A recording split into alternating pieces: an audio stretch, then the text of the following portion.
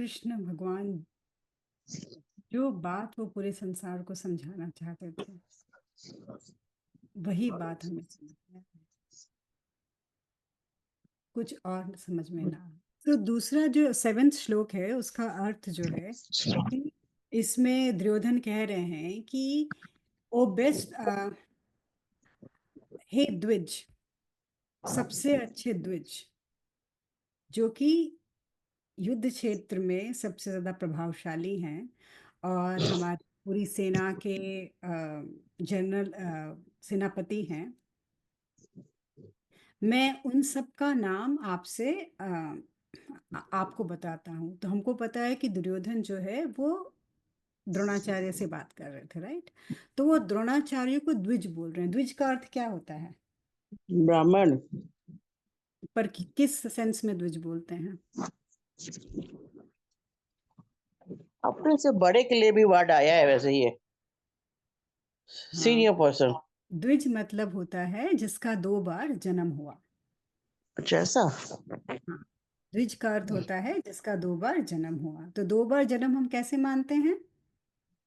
एक तो हो गया कि फिजिकल बेबी बॉर्न हुआ, और दूसरा उसका जन्म हम तब मानते हैं जब वो आध्यात्मिक हो जाता है। तो बड़े बड़े ब्राह्मणों को, बड़े बड़े लोगों को द्विज कहा जाता है। ऐसे तो पूरे ब्राह्मणों को द्विज कह देते हैं कई बार, लेकिन द्विज का मतलब जिनको ब्रह्म ज्ञान होता है। तो ब्राह्मण कौन है? बस वही जिसको ब्रह्म का ज्ञान है। द्विज मतलब जिनका 2 बार जन्म हुआ, एक बार फिजिकल जन्म हुआ और दोबारा जब उनका जन्म हुआ। हमारी 3 अवस्था होती है ना, हमारी स्वप्न अवस्था होती है, जागृत होती है, सुसुप्ति होती है। जब ये तीनों अवस्थाओं को पार करके हम तुरिया में प्रवेश करते हैं तब दूसरा जन्म होता है, the fourth level of consciousness, तुरिया। तुरिया तुरिया तीता। तो हमको जाके हम द्विज होते हैं उस वक्त। कभी मैं ये तीनों अवस्थाओं के बारे में पढ़ाऊंगी कि ये मतलब क्या है, तो हमको समझ में आना चाहिए कि 3 अवस्थाएं क्या होती हैं। बहुत सारे फेमस लोगों के नाम के आगे द्विज लगता है कि उनका दोबारा जन्म हुआ। जैसे हम शंकराचार्य को कह सकते हैं कि उनका दोबारा जन्म हुआ था। विवेकानंदा थे तो उनको द्विज कहा जा सकता है कि इनका दोबारा जन्म हुआ था। एक बार वो पैदा हुए थे और एक बार वो ब्रह्म में ब्रह्म ज्ञानी बने थे। तो वो है। तो हमारी पैदा होने से लेके जो सेकंड हमारा, जब तक स्पिरिचुअल बर्थ नहीं होता है, जब तक हमारा आध्यात्मिक जन्म नहीं होता है, तो पैदा होने से लेके अभी तक के जो भी चीजें होती हैं उनका कोई ज्यादा वैल्यू नहीं होता है संसार में। वो बस ऐसे ही चलता रहता है। हमारे अस्तित्व को महत्व तब मिलता है जब जाके हम द्विज होते हैं, जब हमको आध्यात्मिक ज्ञान होता है। जो दुर्योधन है अभी भी घबराया हुआ है। अब वो खड़े होके पांडवों के जितने भी वीर योद्धा हैं उन सब के बारे में द्रोणाचार्य को बता रहे हैं। और वो बहुत ज्यादा कोशिश कर रहा है यहाँ पे किसी तरह से द्रोणाचार्य के मन में अर्जुन के खिलाफ विरोध भर दे। हम्म क्योंकि अर्जुन जो है उनका फेवरेट स्टूडेंट है और अर्जुन को हराना बहुत मुश्किल है। और क्या होता है, जिसको हम प्यार करते हैं अगर वो हमारे सामने हो जाए तो हम सही गलत को इधर उधर रख के हम क्या होते हैं, हम पक्षपात करते हैं। तो दुर्योधन के मन में थोड़ा सा डर है कि कहीं ऐसा ना हो कि अर्जुन सामने आए और द्रोणाचार्य पक्षपात कर दें अपने सबसे प्रिय, मतलब जो उनका शिष्य है उसके ऊपर। वो उसको मारे नहीं या उसको छोड़ दें या उसके साथ युद्ध नहीं करें। तो उसके अंदर बहुत ज्यादा अंदर ही उसके घबराहट है मन के अंदर। तो वो वहां पे खड़े होके वो चाह रहे हैं कि किसी तरह द्रोणाचार्य के मन में अर्जुन के विरोध में कुछ कुछ बोल के उसका मन भर दें। उसके बाद से पूरी की पूरी जो आर्मी थी, पूरी की पूरी जो सेना थी, उसमें बहुत सारे रथी थे जो सारे के सारे बहुत ही ताकतवर थे, बहुत ताकतवर और योद्धा थे बड़े बड़े। सो ये सब बातों को वो खड़े होके बता रहा है द्रोणाचार्य को, क्योंकि वो द्रोणाचार्य को बताने जा रहा है कि जो तुम्हारे सामने लोग खड़े हैं वो छोटे मोटे लोग नहीं हैं, वो सारे के सारे बहुत ज्यादा ट्रेंड वॉरियर हैं। तो तुमको भी मतलब उसी तरह से लड़ाई करनी है उनके साथ। ऐसा नहीं कि तुम उनको इजी में ले लो कि अरे कुछ भी नहीं है। और मैं चाहता हूं कि मैं सबके बारे में आपको बता दूं।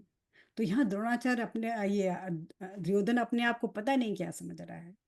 जब इंसान बहुत घबराया रहता है तो बहुत परेशान होता है, तो इस तरह का उसका नेचर सामने आता है। तो वही उसका नेचर सामने आ रहा है कि घबराहट में, परेशानी में, कि मैं ये भी बता दूं, मैं इसके बारे में बता दूं, मैं उसके बारे में बता दूं। क्या है कि जो आर्मी है, पांडव की जो सेना है, वो द्रोणाचार्य के सामने खड़ी है। हम्म?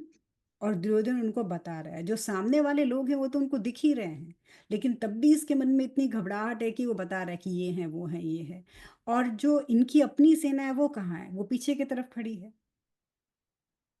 तो पीछे वालों के बारे में अभी नहीं बता रहा है कि पीछे हमारी सेना में कौन कौन बहुत अच्छे लोग हैं, ऐसा नहीं हो रहा है। पूरा की पूरा जो स्ट्रेटजी है, पूरा फोकस किस पे है? अपने एनिमी पे पूरा फोकस है। हम्म? और एनिमी को हर तरीके से जज कर रहा है, हर तरीके से देख रहा है। तो हमारा भी स्ट्रेटजी स्ट्रेटजी क्या होनी चाहिए जब भी लाइफ में कोई प्रॉब्लम हो? तो हम ये चीज दुर्योधन से सीख सकते हैं कि ये उसका एक अच्छा गुण है कि वो खड़े होके अपने बारे में नहीं सोच के, अपने आर्मी के मद में चूर नहीं है कि हाँ मेरी आर्मी बहुत बड़ी है, बहुत सारे वीर योद्धा हैं, ऐसा कुछ नहीं कर रहा है। उसका ध्यान पूरा की पूरा पांडवों पे है और एक एक आदमी को वो ध्यान से देख रहा है।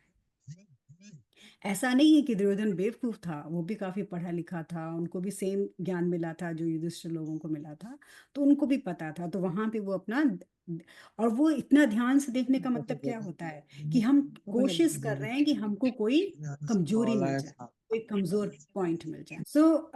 अभी क्या है, और एक तो ये हो गया देखने का कि वो उनको ध्यान से देख रहा है कि उनमें कोई कमजोरी मिल जाए। द्रोणाचार्य को समझा रहा है कि मतलब कि आपका जो प्रिय शिष्य है वो कोई बहुत अच्छा नहीं है, वो आपसे लड़ने आया है, तो उनके मन में खिलाफत पैदा कर रहा है। तीसरा ये होता है कि अपने शत्रु को देखने का तरीका। तो यहाँ पे हमको देखना है कि दुर्योधन शत्रु को देख कैसे रहा है।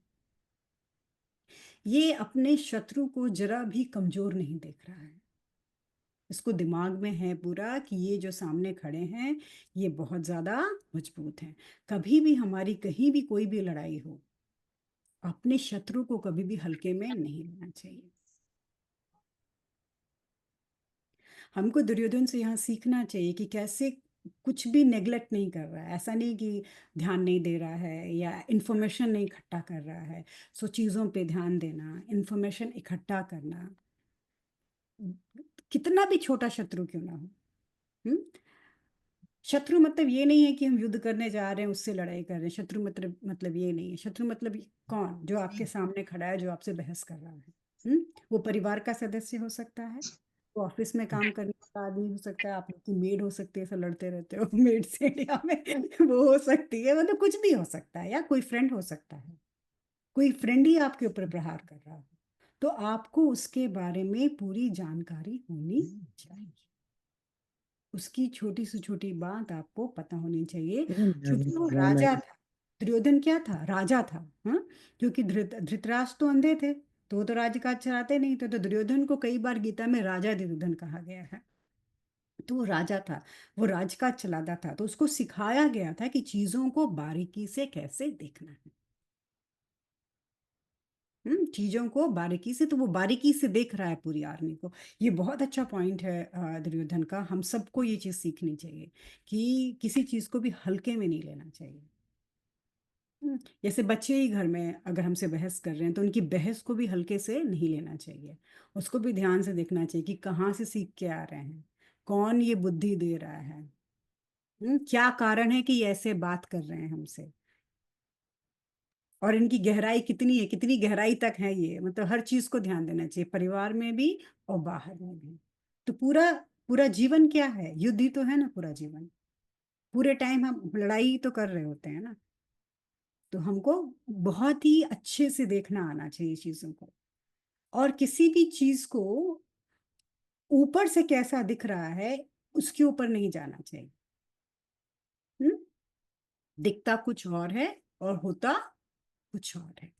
दिमाग में इतनी डेप्थ होनी चाहिए कि हमको पीछे की चीजें दिखाई दें, सामने का व्यवहार नहीं दिखाई होके पीछे की चीजें दिखाई देनी शुरू हो।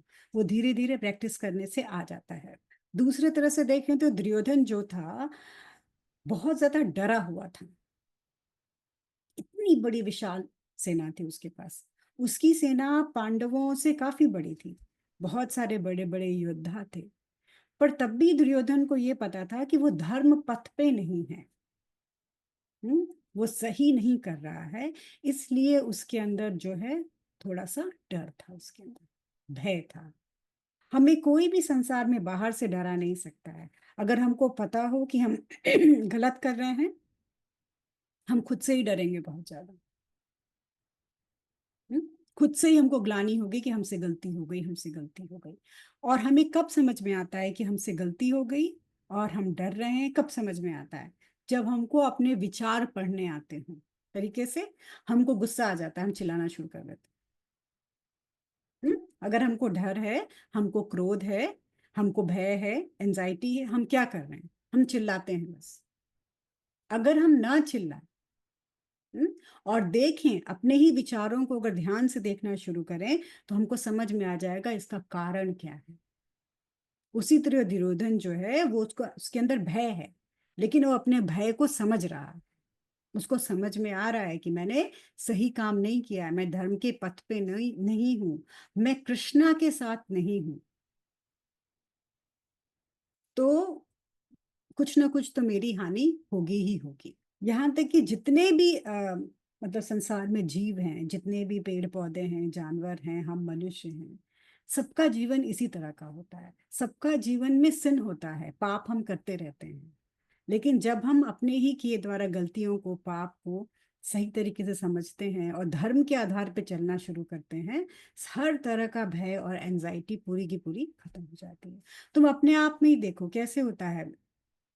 अपने अपने जीवन में ही अगर हमको पता होता है कि हम सही बोल रहे हैं, सच पे चल रहे हैं, तो अंदर से डर नहीं लगता जरा भी।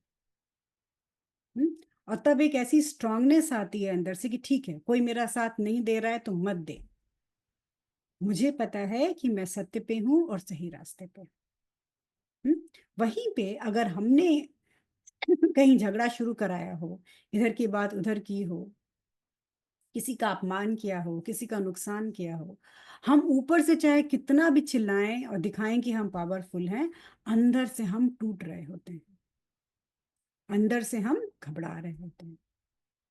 तो यही हाल है कि ये दिखा रहा है बाहर से कि हाँ हम सही हैं, पर अंदर से दुर्योधन जो है वो टूट रहा है, घबरा रहा है, उसको समझ में नहीं आ रहा है कि क्या करें। सो दुर्योधन भी काफी पढ़ा लिखा था, लेकिन क्या था, पढ़े लिखे होने के साथ, ज्ञानी होने के साथ भक्ति का अभाव था। हम्म। सो बहुत ज्ञानी हो आपके पास, डिग्री पे डिग्री हो आपके पास, आपने बहुत पढ़ा लिखा हो, और भक्ति ना हो आपके जीवन में, आपको ईश्वरत्व ना समझ में आए, ईश्वर ना समझ में आए, तो क्या होगा?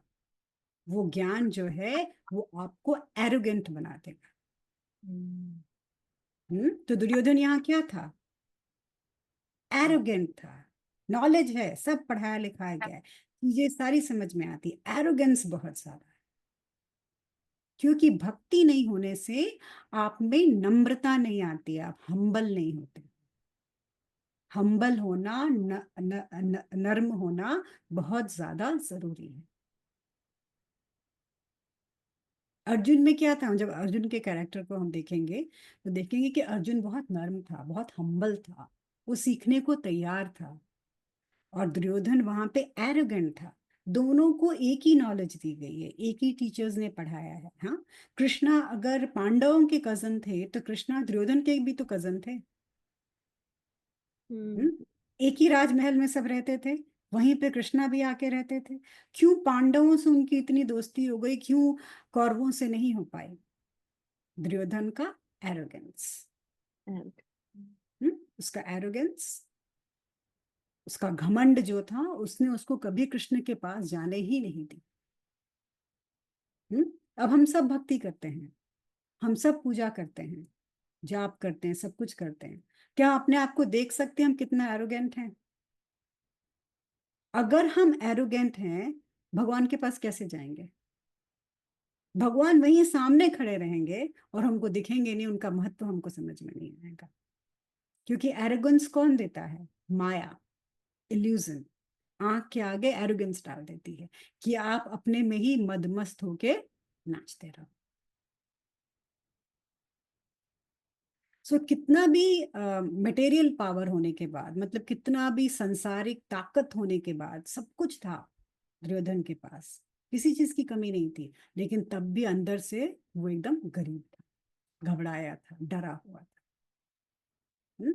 तो मेटेलिस्टिक चीजें, सांसारिक चीजें किसी को भी कुछ नहीं दे सकती हैं। हाँ, रोज का जीवन उनसे अच्छा होगा कि हम अच्छा खा रहे हैं, अच्छा पहन रहे हैं, पर सुख नहीं दे सकते हैं। किसके किसके साथ होता है ऐसा कि हाँ, जब गलती की होती तो अंदर से डर लग रहा होता है बहुत कि हाँ गलती होगी। स्कूल में तो हम सब करते थे ना, कोई गलती कर लेंगे और अंदर से कांपते रहेंगे, ऊपर से टाइट रहेंगे कि नहीं नहीं हमने नहीं किया, हमने नहीं किया। लगता था पता ना चल जाए कहीं से। कहीं से पता ना चल जाए कि चाहे बच्चों बताने को से अवॉइड बच किया जा सकता ऐसे करते हैं ना, बच्चे भी ऐसे करते हैं। हमारा ही तो, जैसे हम थे वैसे ही पांडव भी थे, कोई अंतर थोड़ी ना था। वही अभी भी चल ही रहा है पूरा की पूरा कुरुक्षेत्र। अभी भी लड़ाई चली रही है। अब इस शाम बार लड़ाई अपने आप से है। अपने आप से है, अपने आप से है, अपने से लड़ना है, किसी बाहरी से थोड़ी ना लड़ना है। पूरी लड़ाई जो होती है वो खुद से होती है। अपने से बड़ा अपना कोई दोस्त नहीं है, और अपने से बड़ा अपना कोई दुश्मन नहीं है। सही। तुम सब चीज सही करोगे और तुम्हारा ही गुस्सा, तुम्हारी एंजाइटी, तुम्हारा ही व्यवहार ऐसा करेगा कि तुमको पटक के नीचे ला देगा। हम्म। सही बात। तो गुस्सा हम, बहुत बुरी चीज है। हाँ, तो इसीलिए कहा गया है, अहम की बात की गई है। हम अहम देखते हैं, ईगो, ईगो की बात की गई है कि आखिर हम हैं क्या। तो ईगो के सिवा कुछ भी नहीं है। हम्म? और हमारा ईगो ही है जो हमको मिट्टी में मिलाता रहता है 24 घंटे।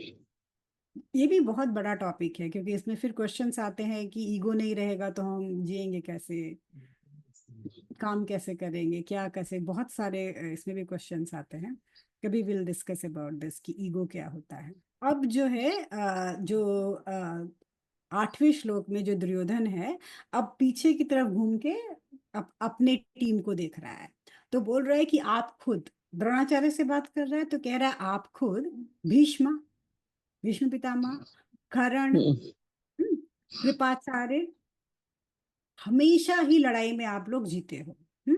फिर हमारे टीम में अश्वत्थामा है, विकर्ण है, सोमादति है, और सुमात्रा के बेटे हैं, कोई सुमत्रा होगा उनके बेटे हैं। ये सारे के सारे ऐसे वॉरियर्स हैं जो किसी भी लड़ाई में कभी भी हारे नहीं हैं। तो अभी तो वो पांडवों की बात कर रहा था, अर्जुन की बात, अब वो अपने टीम की बात कर रहा है कि हम भी कम नहीं है किसी से। लाइक प्योर पॉलिटिक्स, राइट, कि सामने का देख लिया, पीछे का अपना, भाई हम भी कम नहीं है, हमारे पास भी काफी लोग हैं। सो ये नाम क्यों ले रहा है लोगों का, क्योंकि ये द्रोणाचार्य को अश्योर कर रहा है, अश्योरेंस दे रहा है कि अरे अरे ठीक है, उनके पास बहुत सारे लोग हैं तो क्या करना है, हम भी कम थोड़ी ना है किसी से, हमारे पास भी पड़े हैं, हम भी लड़ने के लिए, एकदम युद्ध करने के लिए तैयार खड़े हुए हैं। तो देखना है कि इनका नाम लेने से मतलब क्या, क्यों नाम ले रहा है। तो पहले तो भीष्म पितामह तो दादाजी थे, राइट, उनको किसी ने हराया नहीं था, और सेनापति थे, तो इनको उसको था कि हाँ अगर भीष्म पितामह सामने खड़े रहेंगे तो उनको कोई हरा ही नहीं सकता है। फिर उसके बाद से वो जो कर्ण था, कर्ण की कहानी को पता ही है, कुंती के पुत्र थे, राइट, और कुंती ने जब शादी के पहले सूर्य भगवान की पूजा की थी तो उससे उनको वरदान स्वरूप वो प्राप्त हुए थे। लेकिन शादी के पहले प्राप्त हुए थे इसलिए उनको उसको छोड़ देना पड़ा था, पानी में बहा देना पड़ा था, तो किसी सूत ने उठा के उनको पाला था। सूत का यहाँ पे 2-3 अर्थ देता है। एक तो अर्थ में आता है कि वो सारथी थे, एक अर्थ में आता है कि कोई मंत्री थे, कहीं आता है कि कोई छोटे राजा थे, तो अलग अलग तरीके से दिया हुआ है। और क्योंकि वो सूर्य के पुत्र थे कर्ण, इसलिए कर्ण जो है बहुत बड़े योद्धा थे। वो अर्जुन के तरह ही लेकिन राज परिवार के नहीं थे, मतलब परिवार रॉयल नहीं था, इसलिए उनको उतना रिस्पेक्ट नहीं। दुर्योधन ने उनको एक छोटा सा राज्य देके उनको राजा बना दिया था। हम्म, तो कर्ण जो थे, कर्ण में कोई बुराई नहीं थी, सब सारी अच्छाइयां थी। हम कर्ण के चरित्र को भी कभी पढ़ेंगे कि कर्ण कितना अच्छा था। एक ही एक बुराई उसके अंदर जो थी, वो गलत सही को नहीं देख के अपने मित्र के एहसान के तले बहुत ज्यादा दब गया था। अपने मित्र हम्म के एहसान के तले दब मित्रता निभाने में वो लग गए, उसने ये नहीं देखा कि उनका मित्र सही है या गलत है। गलत है। हाँ, तो इसमें से हम लोग क्या सीख सकते हैं? हम फ्रेंडशिप सीख सकते हैं, बट सही और गलत को देखते हुए। हाँ, डजेंट मैटर, किसी तुम्हारे फ्रेंड ने, रिलेटिव ने, पेरेंट्स ने, दोस्त ने, किसी ने भी तुम्हारे ऊपर कितना भी तुम्हारे फेवर में काम किया हो, कितना भी तुम्हारे लिए अच्छा किया हो, पर अगर वो गलत कर रहा है, तो पॉइंट आउट कर सकते हैं। ये गलत बोलने की हिम्मत होनी चाहिए उसमें। हम्म, ये नहीं कि किसी ने हमारे फेवर में काम किया है, फिर पीछे पीछे गलत काम कर रहा है, तो हम मुंह बंद करके खड़े हैं कि नहीं, इसको करने दो, नहीं। क्योंकि यहाँ पे हमारे जीवन का अर्थ यहाँ पे क्या है? किसी इंसान को खुश करना हमारा लक्ष्य नहीं है। हमारा ये लक्ष्य ही नहीं है कि हम किसी इंसान को खुश करें। हमारा लक्ष्य है कि हम धर्म पे रहें और ईश्वर को खुश करें। हम्म? जब हम अध्यात्म में आगे बढ़ेंगे, तो ऐसी सिचुएशंस हमारे आंख के सामने आएंगी, तुम्हारे आंख के सामने आएंगी, तुम लोग देख लेना। ऐसी सिचुएशंस आएंगी जहां गलत हो रहा होगा, जहां सही के लिए बोलना होगा, जहां अकेले खड़े, और वह ऐसे समय में ऐसा लगेगा भी कि तुम अकेले खड़े हो, कोई तुम्हारे साथ भी खड़ा नहीं है, पूरी दुनिया तुम्हारे विरोध में होगी। पर ऐसे समय में तुम्हारा सही में जो परीक्षा होती है, वो परीक्षा होगी। अध्यात्म में कोई लड्डू नहीं मिलने वाला है, हर कदम पे परीक्षा देनी पड़ेगी। कैसे हम किंडरगार्टन से पीएचडी करते हैं तो टेस्ट दे दे के पास होते हैं ना, अध्यात्म भी स्कूल है, तो हमको टेस्ट देना पड़ेगा जगह जगह खड़े होकर। सब तुम्हारे विरोध में होंगे और तुमको सीधा धर्म के रास्ते पे चलना होगा कि सही क्या है, मैं सही का साथ दूंगा और कुछ भी नहीं। उसके बाद से जो कृपाचार्य थे, कृपाचार्य को इमोर्टल कहा जाता था, मतलब कि वो अमर थे, कि उनको उनकी डेथ ही नहीं हुई। तो ये भी था दुर्योधन को कि कृपाचार्य हैं, चाहे कुछ भी हो जाए वो तो मरेंगे नहीं, तो वो लास्ट लास्ट तक हमारे लिए लड़ाई कर सकते हैं। फिर अश्वत्थामा था, जो कि द्रोणाचार्य का पुत्र था, और वो भी अमर था। तो ये भी था दिमाग में दुर्योधन के कि अरे, ये द्रोणाचार्य का पुत्र है, ये भी अमर है, चाहे कुछ भी हो जाए ये तो रहेंगे ही मेरे साथ युद्ध करने के लिए। तो पहले वो बाहर की टीम को देख रहा था, उनके बारे में डिस्कस कर रहा था, अब वो खुद को देख रहा था कि हमारे पास क्या क्या है। And it is a very good quality. पहले बाहर देखा कि बाहर क्या है, फिर अपने आप को एग्जामिन किया कि हम कितने पानी में हैं।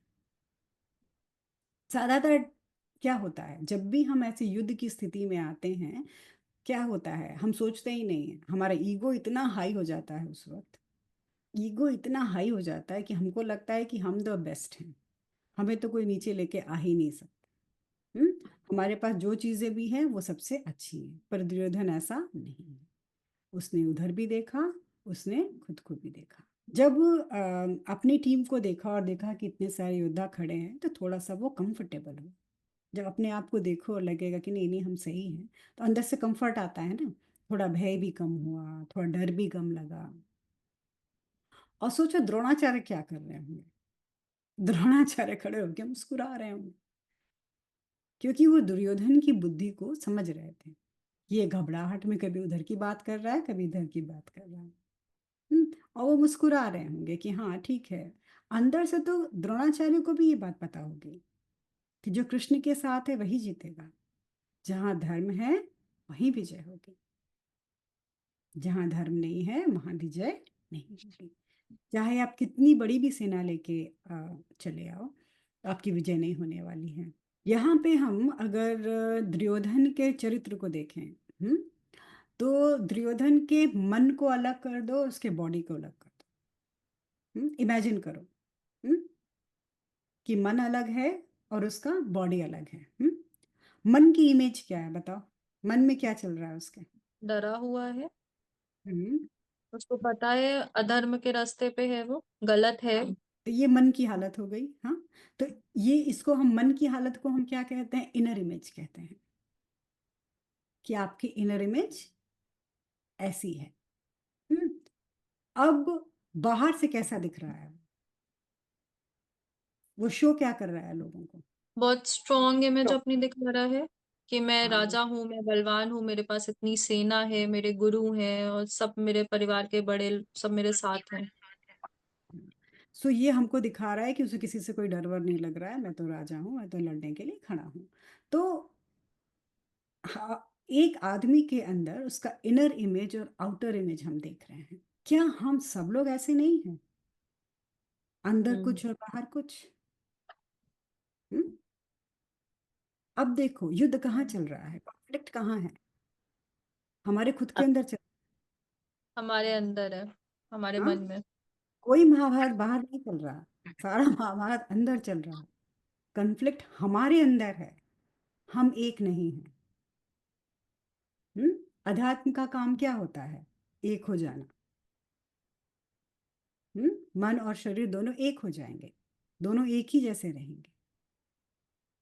डर है तो डर है, डर नहीं है तो डर नहीं है। जब तक तुमको ऐसा महसूस होता है कि अंदर कुछ और चल रहा है, बाहर हम कुछ और दिखा रहे हैं, तब तक ऐसे समझना कि हमारी पर्सनालिटी स्प्लिट पर्सनालिटी है। अध्यात्म का काम होता है धीरे धीरे, जैसे जैसे हम बढ़ेंगे, कि ये पूरी चीजें ही खत्म हो जाए जीवन से, कुछ रहे ही ना। हम्म? जिस अवस्था में रहें एकदम उसी अवस्था में अंदर और बाहर दोनों रहें। उस अवस्था में अंदर कन्फ्लिक्ट नहीं होगा, अंदर झगड़ा नहीं हो रहा। अब उसको और डीपली जाते हैं। जहाँ पे भी कलह होता है, झगड़ा होता है, क्या भगवान वहां रह सकते हैं?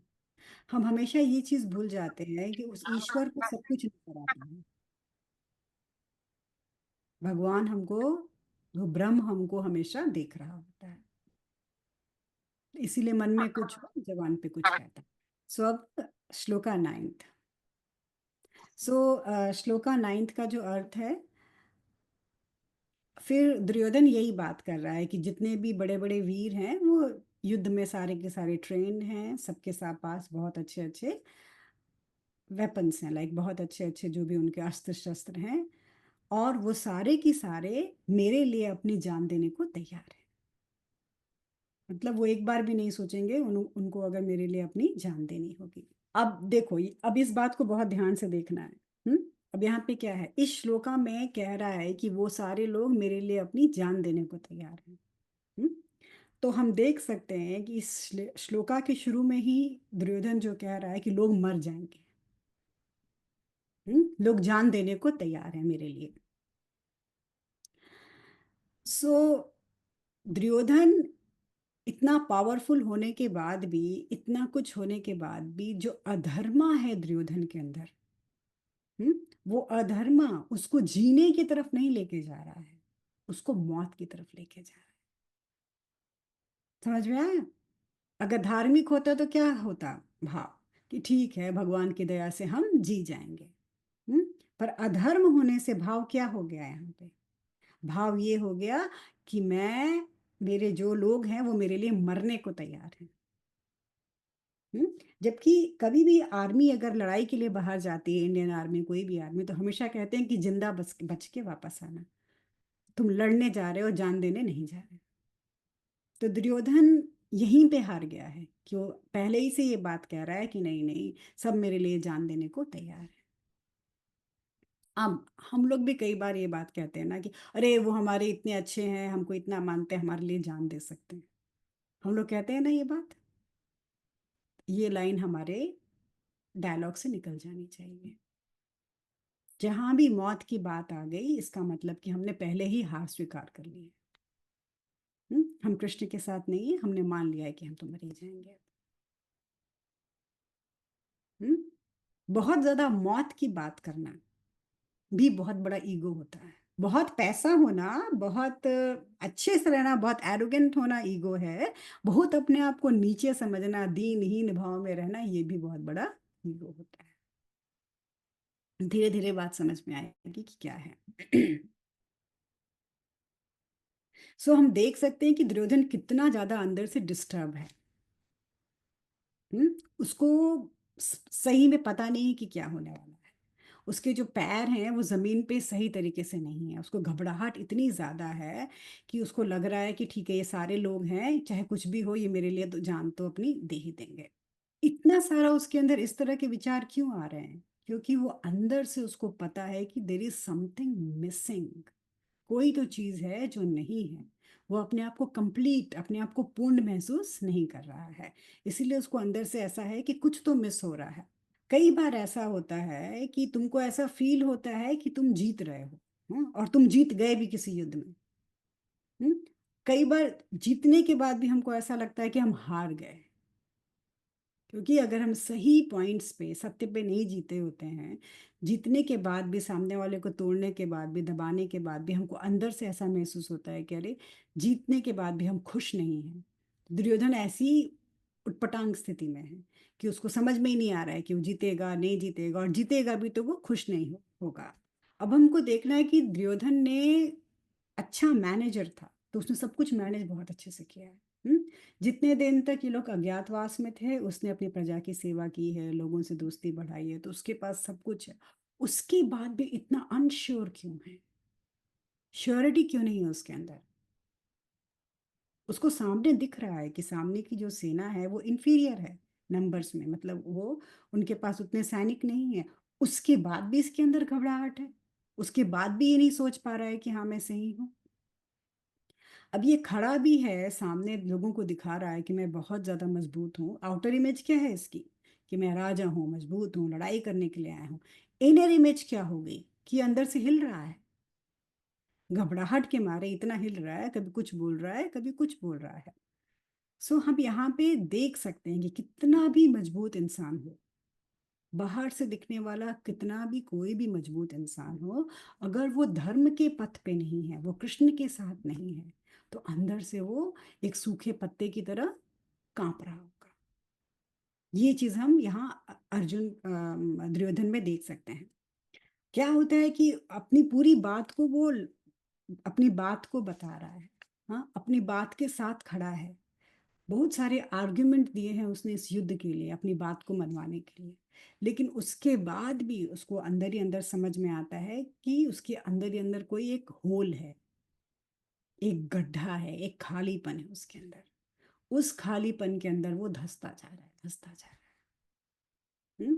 तो दुनिया में बाहर से चाहे तुम कितनी में लड़ाई कर लो, कितने भी शेर खान बन जाओ, अंदर से सही नहीं हो तो आपका अंदर ही आपको धीरे धीरे खा जाता है। जब अंदर से हमें प्रॉब्लम शुरू होती है तो वो प्रॉब्लम कई बार हम चारों तरफ हमें दिखाई देने लगती है। हमारे शरीर के ऊपर दिखाई देगी, हमारे चारों तरफ हमें प्रॉब्लम्स की तरफ आके मतलब ऐसे लगता है कि बहुत सारी परेशानियां हमारे जीवन में अलग अलग तरीके से आ रही हैं, क्योंकि कहीं ना कहीं आपके दिमाग में, कहीं ना कहीं आपके मन में आप अपने कर्म पे शर्मिंदा होते हैं। आपको तो पता होता है ना कि आपने सही नहीं किया है, तो कहीं ना कहीं तो मन में दुख होता है कि हाँ, अनजाने में ही मुझसे गलती हो गई। और ऐसे सिचुएशन में क्या क्या करना चाहिए? अगर अनजाने में गलती हो जाए, अपने कर्म पे शर्मिंदगी हो, तो क्या करना चाहिए? सबसे आसान काम है, जाके माफी मांग लो। हम्म? भगवान से माफी मांग लो, और जिसके लिए गलत किया है उससे माफी मांग के अपना रास्ता सही रास्ते पे लेगा। बस उतना करने से चीजें ठीक हो जाएंगी, कुछ ज्यादा करने की जरूरत ही नहीं है। तो ये था 9वां श्लोक। आज 9 श्लोक तक ही करते हैं।